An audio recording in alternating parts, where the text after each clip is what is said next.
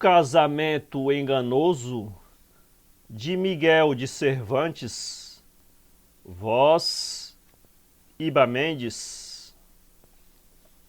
Saía do Hospital da Ressurreição, situado em Valladolid, além da porta do campo, um soldado que, por usar a espada como bordão e pela fraqueza de suas pernas e palidez do rosto, denotava claramente, embora a temperatura não fosse tão cálida, que ele deveria ter transpirado em 20 dias toda a disposição que, com toda certeza, adquirira numa hora. Andava aos zigue-zagues, tropeçando a cada momento como um convalescente, e ao transpor a porta da cidade, percebeu aproximar-se da sua direção um amigo a quem não via há mais de 6 meses. Este, benzendo-se como se tivesse visto alguma assombração, aproximou e lhe disse: "Que aconteceu, senhor Alferes Campuzano? É possível que esteja por aqui? Imaginava-o em Flandres, e não por estes lados arrastando a espada. Que palidez, que fraqueza é essa?" Campuzano respondeu: "Se estou ou não nesta terra, senhor licenciado Peralta, a minha simples presença o diz. Quanto às outras perguntas, nada tenho a responder, senão que estou saindo daquele hospital, onde sofri 14 suadouros, por causa de uma mulher a quem escolhi para minha, quando jamais o deveria ter feito." "Quer vossa mercê dizer que se casou?" perguntou Peralta. "Sim", respondeu o Campuzano. "Teria sido por amor?" disse Peralta, acrescentando: "Tais casamentos trazem sempre o arrependimento." "Não saberei se foi por amor", respondeu o alferes, "embora possa garantir ter sido por amargor, pois do meu casamento, ou cansamento, carrego tais coisas no corpo e na alma, que as do corpo, para curá-las, me custaram 40 suadouros, mas para as da alma não encontro remédio sequer para aliviá-las. Mas vossa mercê me perdoará, não posso manter longas conversas neste lugar. Qualquer outro dia, mais comodamente, contar-lhe-ei minhas aventuras. São as mais novas e originais que vossa mercê terá ouvido em todos os seus longos dias." "Não será assim", disse o licenciado, "pois desejo que venha à minha pousada para ali desabafarmos nossas mágoas. Além disso, tenho lá uma comida própria para convalescentes. Embora tenha sido preparada para 2, meu criado se contentará com um pastel, e, se a sua convalescença o permitir, umas fatias de presunto servirão para nos abrir o apetite. A boa vontade com que lhe ofereço, não somente agora, mas todas as vezes que vossa mercê quiser, está acima de qualquer dúvida." Agradeceu-lhe Campuzano, aceitando o convite e os oferecimentos. Foram ambos a São Lorente, onde ouviram missa, e depois Peralta levou o amigo à sua casa, dando-lhe o prometido e insistindo para que repetisse. Mal Campuzano concluíra, pediu-lhe Peralta que narrasse os acontecimentos que tanto o haviam mortificado. Campuzano não se fez de rogado, pondo-se logo a falar. "Vossa mercê bem se recorda, senhor licenciado Peralta, como fui nesta cidade amigo do capitão Pedro de Herrera, que agora está em Flandres." "Bem me recordo", respondeu Peralta. "Pois um dia", prosseguiu Campuzano, "quando acabávamos a refeição na pousada da Solana, onde vivíamos, entraram 2 mulheres de belo porte, acompanhadas por 2 criados. Uma delas pôs-se logo a falar com o capitão, encostados ambos a um canto da janela. A outra sentou-se numa cadeira junto à minha, cobrindo-se com um xale até o pescoço, não deixando ver o seu rosto mais do que a transparência do xale o permitia. Embora cortesmente lhe suplicasse que descobrisse, não foi possível conseguir tal coisa. E para completar a história, fosse de caso pensado ou por simples acaso, ela exibiu suas mãos muito brancas, cobertas por excelentes joias. Por meu lado estava importantíssimo com aquela grande corrente que vossa mercê terá talvez conhecido, o sombreiro com plumas e cordões, o traje de cores e a arrogância de um militar, tão imponente aos olhos da minha vaidade, que me julgava pairando no ar. Com tudo isto, roguei-lhe que se descobrisse, ao que ela respondeu: não sejais importuno, tenho minha casa, fazei com que um pajem me siga, pois embora seja mais honrada do que faz crer esta resposta, quero ver se vossa discrição corresponde à vossa galhardia. Folgarei então que me vejais. Beijei-lhe as mãos pela grande mercê que me fazia, em paga da qual lhe prometi punhados de ouro. O capitão concluíra sua conversa. Elas se foram, seguidas pelo meu criado. O capitão disse-me que a dama lhe pedira para levar algumas cartas a outro capitão em Flandres. Dizia serem para um primo, mas ela bem sabia não serem senão para o amante. Eu ficara abrasado pelas mãos de neve que havia visto e ansioso pelo rosto que desejava ver. E assim, no dia seguinte, guiado pelo meu criado, fui visitá-la. Encontrei uma bela residência e uma mulher de quase 30 anos, a quem reconheci pelas mãos. Não era bela ao extremo, mas era-o de maneira que nos podia prender pelo trato, pois possuía um tom de voz tão suave e penetrante que ia até a alma. Mantivemos longos e amorosos colóquios.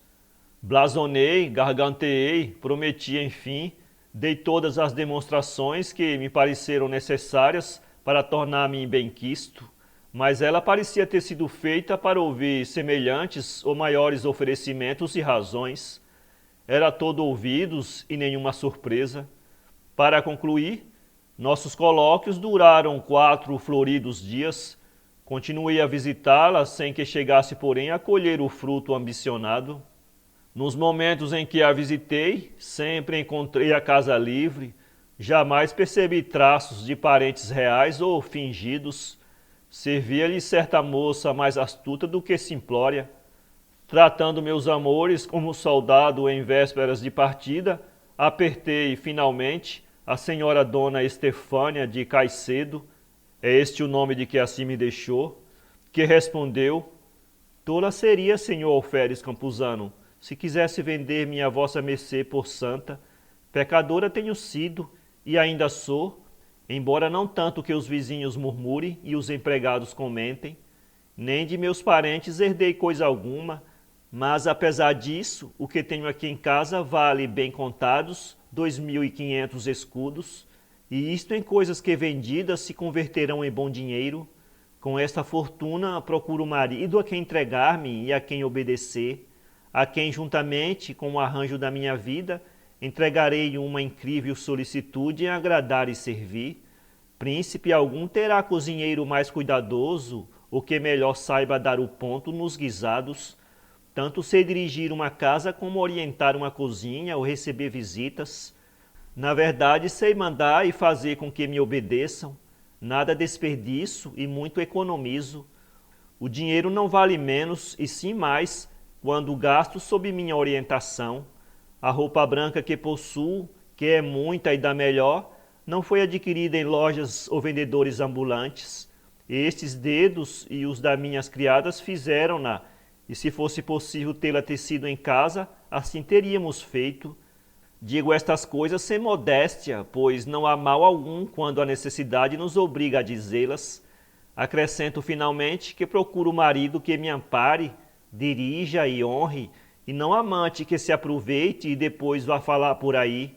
Se vossa mercê souber apreciar a prenda que neste momento se lhe oferece, aqui estou à vossa disposição, sujeita a tudo quanto vossa mercê ordenar, e isto sem me impor em leilão, que é a mesma coisa que andar em língua de casamenteiros.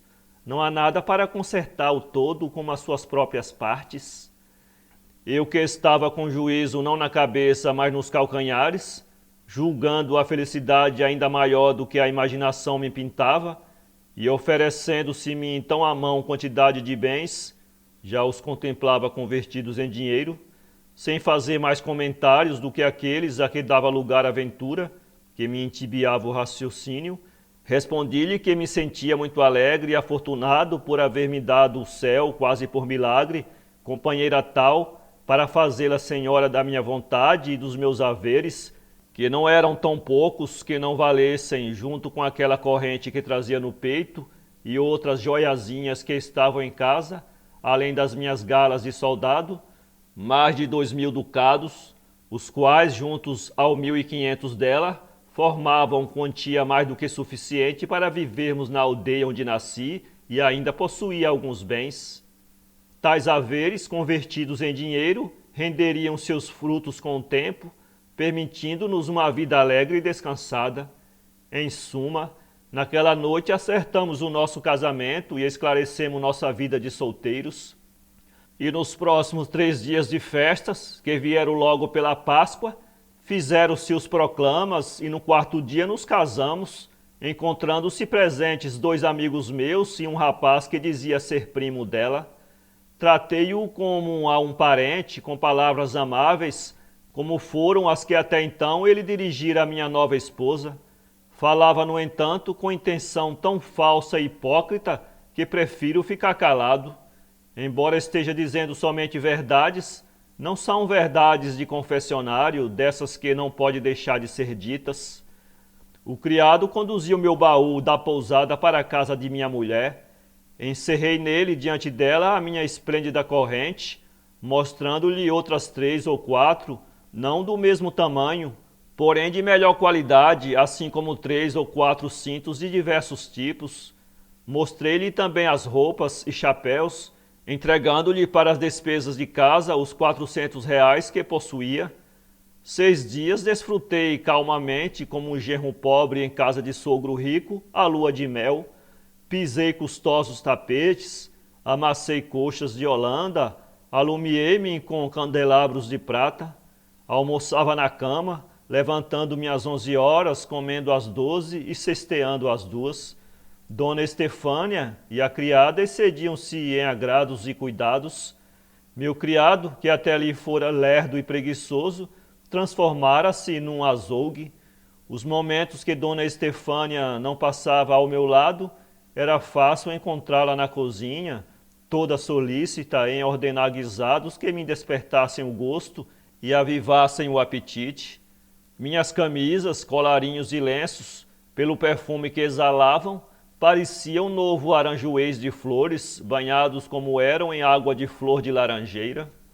Esses dias passaram voando como passam os anos sob o império do tempo.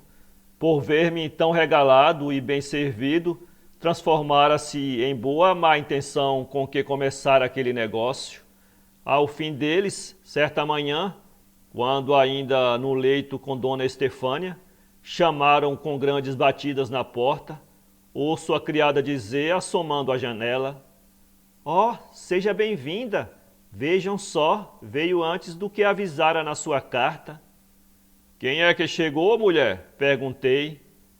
"Quem?" respondeu ela. "Minha senhora Dona Clementa Bueso, acompanhada por Dom Lope Melendes de Almandares, 2 criados e Ortigosa, a ama." "Corra, mulher, e abra-lhes a porta que já vou," disse Dona Estefânia à criada, que parara sem saber que atitude tomar. "E vós, senhor, pelo amor que me tendes, não os assusteis, nem respondais em meu nome a coisa alguma que contra mim ouvirdes." "Mas quem vos ofenderá, ainda mais em minha presença? Dizei, que gente é essa que tanto alarma vos causa?" "Não tenho tempo para responder-vos," disse Dona Estefânia. "Sabeis somente que tudo o que aqui se passará é fingido e visa a certo desígnio, o qual sabê-lo-eis depois." Quis replicar-lhe, mas a senhora Dona Clementa Bueso não permitiu, pois entrou no quarto, arrastando a cauda do longo vestido verde, todo enfeitado com cordões de ouro, capinha da mesma qualidade, chapéu de plumas verdes, brancas e vermelhas e rico cinto de ouro. Metade do seu rosto estava oculto por um véu leve.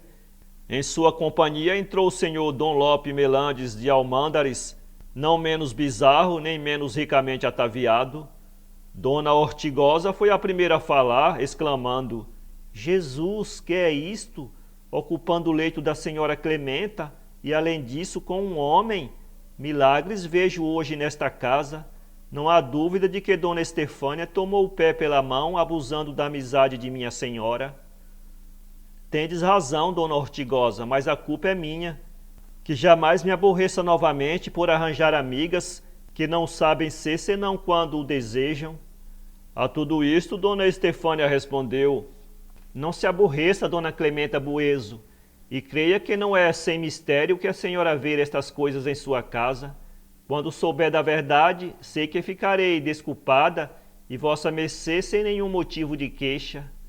Nestas alturas, eu já vestira as calças e a camisa, e Dona Estefânia, tomando-me pelo braço, levou-me a outro quarto, e ali me disse que aquela sua amiga desejava enganar Dom Lope, com quem pretendia casar-se, que o engano era dar-lhe a entender que aquela casa e tudo quanto nela estava lhe pertencia, e disso tudo pensava fazer seu dote. Uma vez realizado o casamento, pouco se lhe dava que descobrisse o engano, confiada como estava num grande amor de Dom Lope.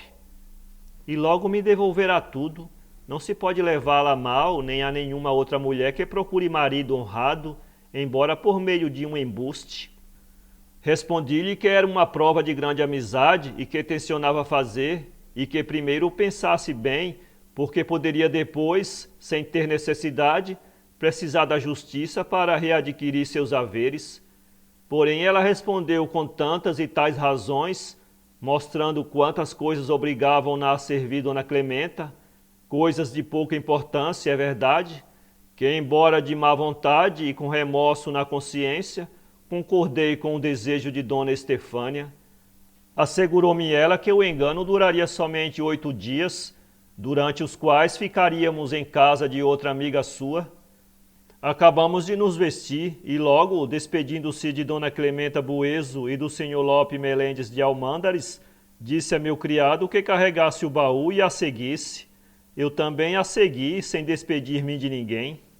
Dona Estefânia parou em casa de uma amiga e antes que entrássemos, esteve lá dentro um bom tempinho, falando com ela. Depois surgiu uma criada, mandando que entrássemos, eu e o criado. Levou-nos a um pequeno aposento, no qual havia 2 camas tão juntas uma da outra que pareciam uma só. Não havia espaço para separá-las, as cobertas pareciam beijar-se. Ali estivemos 6 dias e em todos eles não passou uma hora que não tivéssemos alguma discussão. Dizia-lhe da loucura que fizera em ter deixado a casa e seus pertences, embora fosse para a própria mãe. Durante as discussões, ia e vinha pelo quarto, tanto que a dona da casa, um dia em que Dona Estefânia fora ver em que pé estavam as coisas, quis saber qual a causa que me levava a discutir tanto com ela e o que fizera que tanto a ofendia, sobretudo insistindo em dizer que fora loucura notória e não amizade perfeita. Contei-lhe toda a história, falei que me casara com Dona Estefânia e do dote que ela trouxera.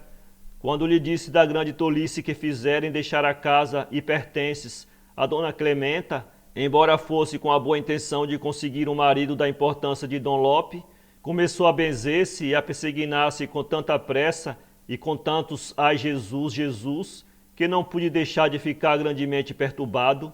Ela então me disse: Senhor Alferes, não sei se vou contra a minha consciência ao contar-lhe o que também nela pesaria se permanecesse calada, porém por Deus e pelo destino, seja o que for, viva a verdade e morra a mentira. A verdade é que Dona Clementa Bueso é a verdadeira dona da casa e dos haveres que lhe deram como dote. Mentira foi tudo quanto lhe contou Dona Estefânia. Ela não possui casa nem bens, nem outro vestido a não ser aquele que traz no corpo. E para tornar viável esse logro, foi que Dona Clementa andou a visitar parentes seus em Placêncio, e dali esteve fazendo uma novena a Nossa Senhora de Guadalupe. Neste espaço de tempo deixou Dona Estefânia para cuidar de sua casa, pois são realmente grandes amigas. Está claro que não se deve culpar a pobre mulher, pois soube arranjar para marido uma pessoa como o senhor Alferes. Aqui ela deu fim à sua conversa, e eu dei princípio ao meu desespero, E sem dúvida o teria prolongado se o meu anjo da guarda não acudisse, dizendo ao meu coração não esquecer que era cristão e que o maior pecado dos homens era o desespero por ser pecado dos demônios. Esta consideração ou boa inspiração confortou-me um pouco, mas não tanto que deixasse de apanhar a capa e a espada e saísse à procura de Dona Estefânia com intenção de dar-lhe exemplar castigo. Porém a sorte, que não saberei dizer se melhorava ou piorava as coisas, ordenou que em nenhum lugar onde pensava encontrá-la ela estivesse. Fui a São Lorente, encomendando-me a Nossa Senhora, sentei-me depois no banco e com o desgosto fui tomado por um sono tão pesado que não despertaria tão cedo se não me sacudissem. Fui cheio de pensamentos e de aflição à casa de Dona Clementa e encontrei-a tão à vontade como senhora que era dos seus bens. Não ousei dizer-lhe nada porque Dom Lope estava presente.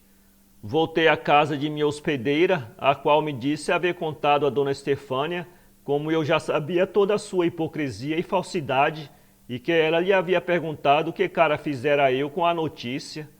Havia-lhe respondido que uma cara muito má e que, segundo o seu modo de ver, eu saíra a procurá-la com ruim intenção ou pior determinação. Disse finalmente que Dona Estefânia levara tudo quanto estava no baú, sem deixar nele uma só peça de roupa. Aqui foi a coisa. Aqui teve-me Deus de novo em suas mãos. Fui ver o baú, encontrando-o aberto como um túmulo à espera do cadáver. Com boas razões seria o meu, se tivesse calma para sentir e ponderar tamanha desgraça. Bem esperta foi, disse neste momento o licenciado Peralta, por haver Dona Estefânia levado tanta corrente e tantos cintos, pois, como se diz, todos os enterros, etc, etc. Nenhuma pena me deu essa falta, respondeu Alferes, pois também poderei dizer, pensou Dom Simueque que me enganava com sua filha Caolha, e por Deus, coxo sou eu de um lado. Não sei a que propósito possa vossa mercê dizer isso, respondeu Peralta. O propósito é, disse o Alferes, de que aquele embrulho e aparato de correntes, cintos e brincos poderia valer quando muito 10 ou 12 escudos. Isso não é possível, replicou o licenciado, porque a corrente que o senhor trazia no pescoço parecia pesar mais de 200 ducados. Assim seria, respondeu Alferes, se a verdade fosse o que a aparência mostrava. Porém, como nem tudo que reluz é ouro, as correntes, cintos, joias e brincos não passavam de imitações. Estavam tão bem feitas que somente o toque ou o fogo poderiam descobrir sua qualidade. Dessa maneira, disse o licenciado, entre vossa mercê e a senhora Dona Estefânia houve empate no jogo?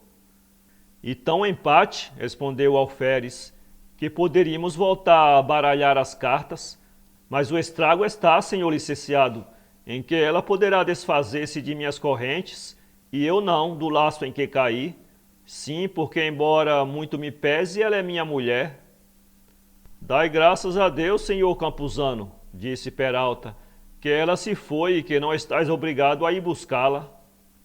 Assim é, respondeu Alferes, porém com tudo isto, embora não a procure, tenho-a sempre no pensamento, e onde quer que esteja está presente a desonra. Não sei o que responder, disse Peralta, senão trazendo-lhe à memória 2 versos de Petrarca que dizem: Titi prende dileto de far frode, non si de lamentar se altri le engana. O que significa em nossa língua, aquele que tem o costume e gosto de enganar outros, não deve queixar-se quando é enganado. Não me queixo, respondeu Alferes, e sim me lastimo, pois o culpado, nem por reconhecer a culpa, deixa de sentir a pena do castigo. Bem sei que tentei enganar e fui enganado, feriram-me com as minhas próprias armas, mas não posso deixar que tais sentimentos deixem de subir à tona. Finalmente, o que mais importa no meu romance, que tal nome se pode dar à narrativa das minhas aventuras, é ter sabido que Dona Estefânia se fora com o primo, o mesmo que se encontrava em nosso casamento, e que tempos atrás fora seu amigo para todas as coisas. Não quis procurá-la para não encontrar o mal que me faltava. Mudei pousada e cabelo em poucos dias, pois começaram a cair-me os pelos das sobrancelhas e dos cílios, e pouco a pouco foram-se eles. Tornei-me calvo antes do tempo, dera-me uma doença que chamam calvície. Achei-me verdadeiramente limpo, não possuía nem cabelos para pentear, nem dinheiro para gastar. A enfermidade caminhou ao mesmo passo da minha miséria, e como a pobreza atropela a honra e a uns leva à força, a outros ao hospital, e a outros ainda os faz bater nas portas dos seus inimigos com pedidos e súplicas, o que é uma das maiores desgraças que pode acontecer a qualquer infeliz, e por não ter podido cuidar das roupas que me protegeriam e assegurariam a saúde, ao chegar o tempo em que se dão os suadouros no hospital da ressurreição, para ele me dirigi, e nele tomei 40 suadouros. Dizem que sararei se me tratar, espada ainda possuo, o resto Deus remediará. Para ler esse conto, acesse www.poeteiro.com